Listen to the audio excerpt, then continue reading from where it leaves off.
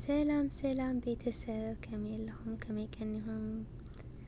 ኣነ ሰላም እግዚአብሔር ይመስገን። ከመይለኹም ኩልኹም ናይ ሚለ ቻነል ሰላም ዘለኹዎ ሰላም ክትኮኑ ብሓልቲ ምሉእ ተስፋ እየ እምበኣር ካብ ዝሓለፈ ሓቀኛ ዛንታ ሰናይት ሳልሳይ ክፋል ሒዘልኩም መፅእ ኣለኹ።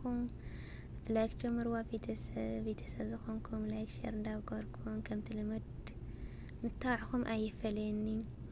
ሓድሽ ዝኾንኩም ድማ ሳብስክራይብ እናገበርኩም ቤተሰብ ኩኑ። ሓቀኛ ዛንታ ሰናይት ካብ ዝሓለፈ ሳልሳይ ክፋል ካብ ዝሓለፈ ፍናን ካብ ኣሕዋቱ $150 ከም ዘምፀአ ወዮ $150 ወርሒ ከይምልአ ከም ዝተወድአ ፍናን ካልኣይ ግዜ ሓውለይ ከይብሎም ተሰኪፉ ዝገብሮ ጠፊእዎ ከም ኣማራጺ ሓሲብዎ ናብ ሊብያ ክኸይድ ከም ዝወሰነ ተወጊሱ ድማ ካርቶን እንዳረሕማ በፂሑ ቴሌፎን ኣደውልኒ ኢሉ ናብ ብድሕሪት ዝገደፈ ኣፍቃሪቱ ሰናይት ሄሎ ሰናይት ድምፂ ኣፍቃሪኣ ምስ ሰምዐት ንብዓት ትዒንታ ምቁፅፃር ስኢናቶ እንዳነምዐት ሃሎ ፍናነይ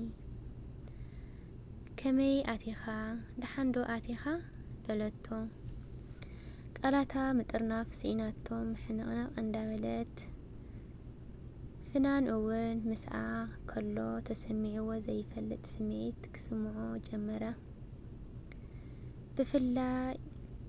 ምፍላይ ግድን ኮይኑ ጠዋል እዩ ንቶማስ ኣልኣዛር ዘኪርዎ ሓቁ እዩ ባ ዝቶማስ ኣብ ኢድካ ዘሎ ወርቂ ዳርጋ ጨርቂ ዝበለ ባዕሉ ንባዕሉ እንዳተዘራረበ ሰናይት ድማ ቅልውሉ እንዳበለት ሃሉ ትብል ፍናን ሃንደበት ካፍቱ ኣትይዎ ዝፀንሐ ሓሳብ ወፂኡ ሰናይተይ ብሰላም ኣትየ ኣለኹ ኣጭኺ ኣይተሻቐሊ ኣብ ዘዕርፍዎ ቦታ ኮይነ ክድወልኪ እየ ሰናይተይ ኣይትሕመቒ ክሳብ ዝድለልኪ ድማ ስራሕ ኣይተቋርፂ ተስፋ እውን ኣይተቆረፂ ኣጀኺ ኩሉ ክሓልፍ እዩ ኢሉ ዓብይ መራል ኣስነቐ። ኣብቲ ቴሌፎን ስዒሙ ተፋነወ ያላ ዘለካ ንብረት ጠርንፍ ኮይኑ ሎሚ ካብ ዝብገሱ ተበጊሱ ፍናን በስመ ኣብ ወወልድ ወመንፈስ ቅዱስ ኣሃዱ ኣምላክ ኣሜን ኢሉ ገጹ ኣማዕቲቡ ማኪና ተሰቐለ። ጉዕዞ ሰሃራ ድማ ሃኢሉ ጀመሮ። ቅድሚ ናብ መኪና ምስቃሉ በታ ሒዝዋ ዝነበረ ቴሌፎን ናብ ሰናይት ኣፍቃሪቱ ቁፅሪ ቴሌፎን ናይቱ ዘብፅሖ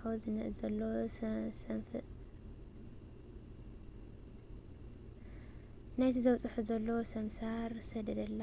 ሰናይተይ ዝኾነ መልእኽቲ ይኹን ደሃይ ክትፈልጢ እንተደሊኺ ናብዛ ሰደልክ ዘለኹ ቁፅሪ ቴሌፎን ደውልኪ ርኸብኒ እትብል ሓፃር መልእኽቲ ሰደደላ። ጉዕዞኡ ቀፀለ።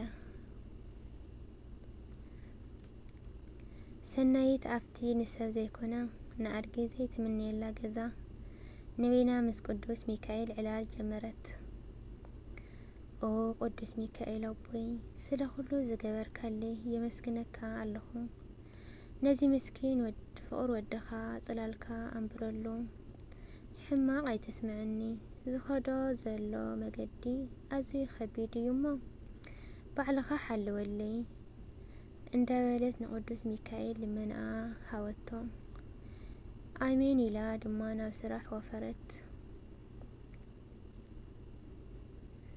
ዘስርሓ ዝነበረ ወዲ ገጽ ሰናይት ሪኡ ሕማቕ ከም ዘላ ኣስተውዓለላ። ካሓታ ኢሉ ቅርብ በለ እሞ ደሓን ዲኺ ሰናይት ሓፍተይ በላ። ሰናይት ደሓንየ ሓበን ሓወይ በለቶ ሓበን ግን ደሓን ከም ዘየላ ስለ ዝፈለጠ ጽቡቕ ገይሩ ሓተታ። ኩሉ ድማ ከይሓበአት ነገረቶ ብኸመይ ከም ዝመጸት ኣብ ኤርትራ እንታይ ዓይነት ህይወት ከም ዘሕለፈት ንሱዳን ብኸመይ ከም ዝመጸት ዘላቶ ሃዋህውን ጭንቀትን ዘሎ ኩሉ ኩነታት ኣፍቃሪኣን በብሓደ ኩሉ ነገረቶ።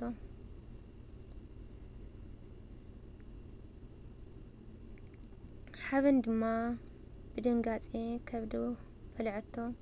ሙሉእ ብሙሉእ ዓቕሙ ዘፍቀዶ ዘበለ ክሕግዛ ቃል ኣተወላ። ካብ ሰራሕተኛታቱ እውን ብፍሉይ ክሪኣ ጀመረ።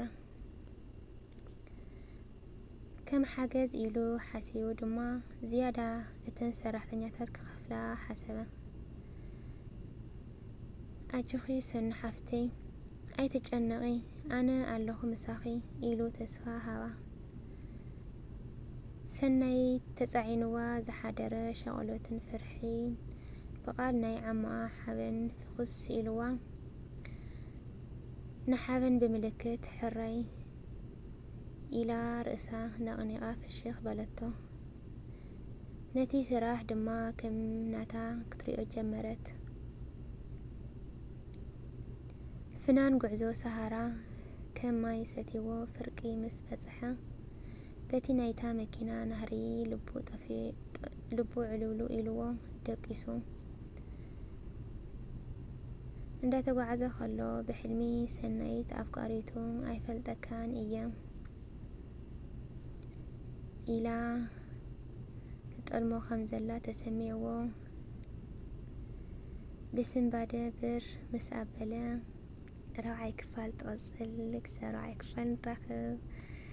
ባይ ባይ።